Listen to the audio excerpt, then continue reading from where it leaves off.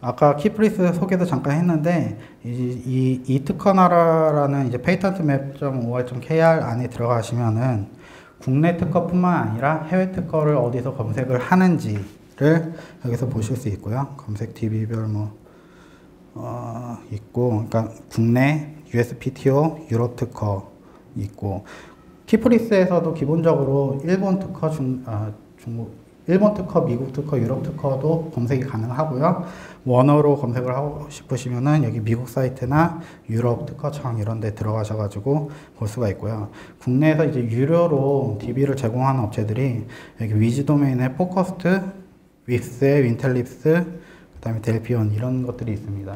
이것들은 이제 무료 버전과 유료 버전이 좀 차이가 있는데 뭐 여기서 유료 버전까지 쓸 필요는 없을 것 같고요. 궁금하신 특허는 키프리스로도 충분하다고 저는 생각이 됩니다. 한번 들어가 보세요.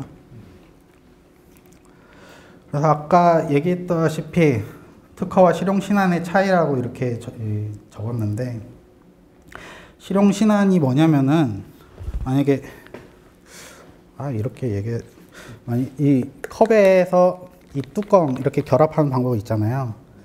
특허로 보호받기에는 너무 기술이 되게 단순하잖아요. 이런 거는 실용신안으로 보호를 받을 수가 있는데,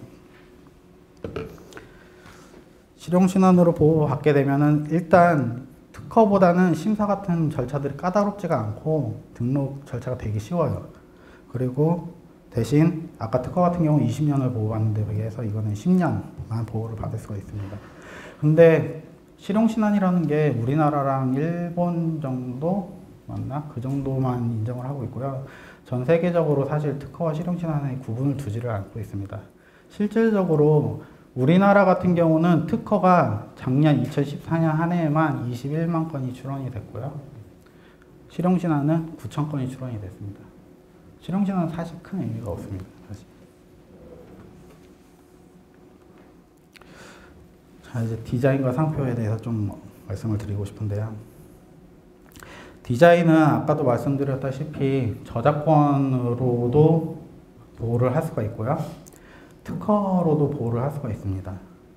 저작권과 특허로의 보호. 여기서 보시면 저작권으로 보호하는 경우에는, 그러니까 타인을 디자인에 걸린 이제 타인의 모방으로부터만 이제 보호할 수가 있다라고 되어 있고요. 특허권적 방법으로는 여러 가지 아까 그 특허와 마찬가지로 그런 절차들을 거쳐야지만 이제 보호를 받을 수가 있고요.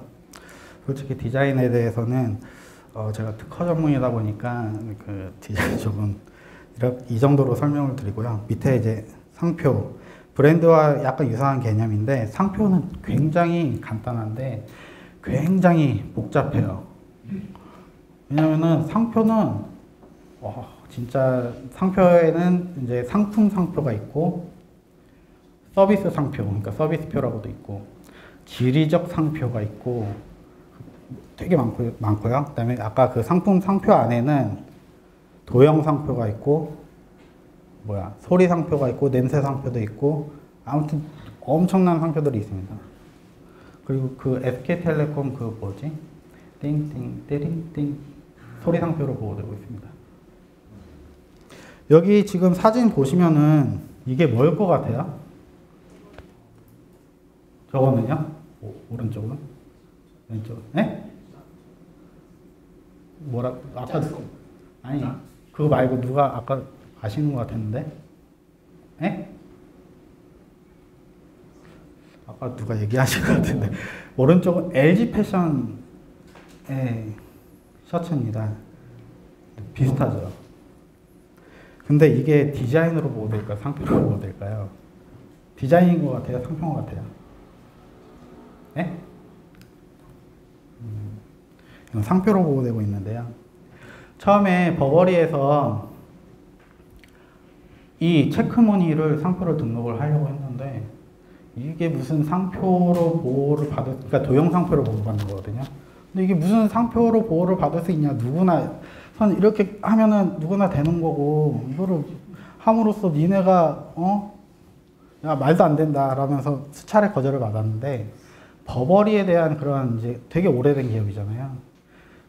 어느 순간 얘네들이 주장을 한 게 이 체크무늬만 봐도 사람들이 버버리라는 거를 인정을 한다. 누구나 다 안다.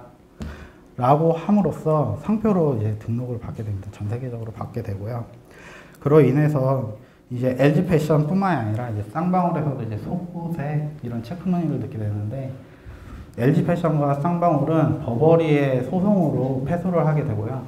상표권 인정을 받아가지고 걔네들은 아마 이것들을 이제 판매를 못 합니다. 근데 좀 특이한 점이 특허 실용신안 디자인은 보호기간이 정해져 있어요. 끝나면은 표는 10년 단위로 갱신이 되거든요. 그래서 버버리는 이거 죽을 때까지 아마 기업 망할 때까지 연차료를 계속 갱신을 하면서 무한정으로 이 권리를 인정받을 수 있을 것 같습니다.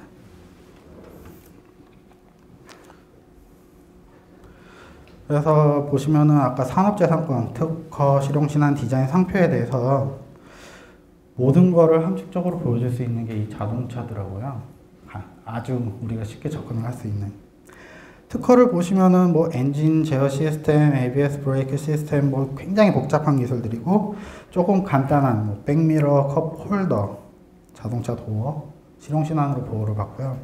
디자인은 뭐 차체의 형상, 의자의 형상 뭐 이런 것들 이건 다 감이 오시죠. 상표, 아까 자동차의 명칭은 상품 상표로 제네시스, 그랜저 이런 걸로 보호받을 수 있고 제작사 명칭은 아마 현대, 도요타 이거는 저기 서비스표 쪽으로 보호를 받을 거예요. 이렇게 해서 산업재산권으로 이렇게 다 보호를 받는 걸 보여줄 수가 있고요. 도색 자체도 특허로 등록이 된다고 아마도 그렇게 들으셨으면 맞을 거예요.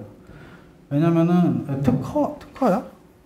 특허, 그치. 도색 방법에 대해서는 받을 수 있겠죠. 그쵸. 어떤 안료를 쓰고, 어떤 방법으로, 뭐 어떻게, 그러니까 농도는 어떤 식으로 해가지고 이렇게 칠해야 된다. 그런 것도 다 방법이고 기술이기 때문에 그런 건 다 특허로 보호를 받을 수가 있습니다.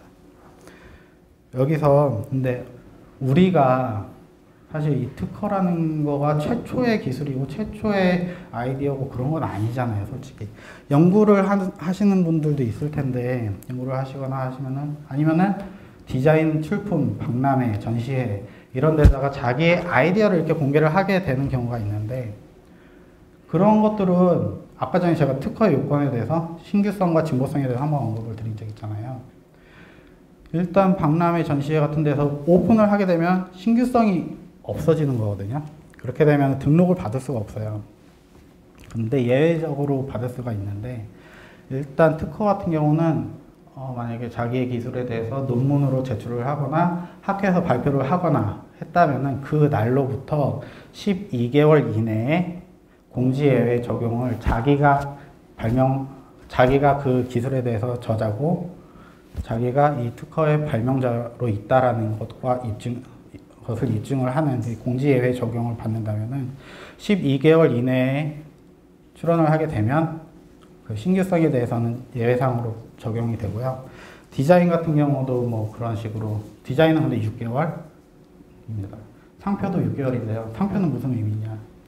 자기가 만약에 어디 뭐 전시회 뭐라고 해야 되지? 아무튼 무슨 전시회 같은 거에다가 자기 상표를 이렇게 이름을 걸고 발표를 했는데 깜빡하고 출원을 안 했어요. 제3자가 와서 출원을 하게 될 거 아니에요. 근데 그렇게 된 거를, 그러니까 부정사용, 상표 브로커들이 침범을 하는 것을 방지하기 위해서 상표에서도 6개월 이내에 자기의 상표를 어디다 자기가 이렇게 공지를 했었다라는 것을 입증을 하게 되면은 그 사람한테 우선권이 가는 뭐 그런 것들이 있습니다. 그 다음에 저작권과 신지식재산권에 대해서 얘기를 드리는데요.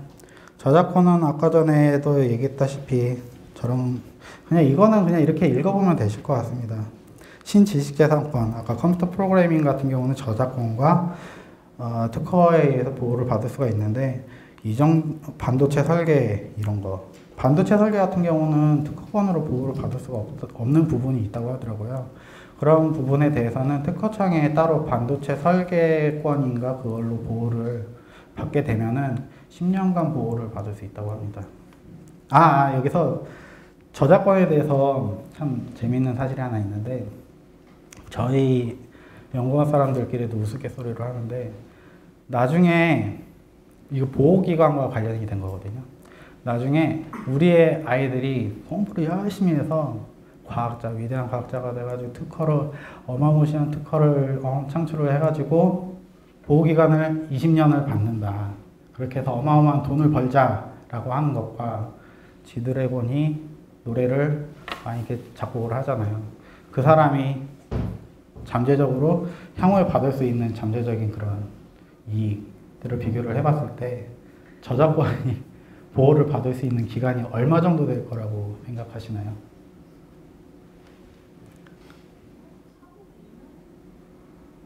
(100년은) 오바고요. 사후 70년. 사후 70년. 저작자의 사후 70년인데 진짜 우스갯소리로 내가 작곡, 작사를 하는데 작사가에 우리 손주 이름도 넣을까? 손주 사후 70년이다. 아무튼 보호기간이 보호 권리기간이 있습니다. 네. 이제 인간 중심에 대해서, 인간 중심의 기술 보호에 대해서 말씀을 드리겠습니다. 이게 기술 보호를 하면서 애플과 삼성 지겹게 보고 있는데요. 애플에서 가지고 있는 이런 UX 감성의 특허들이 상당히 많이 있잖아요.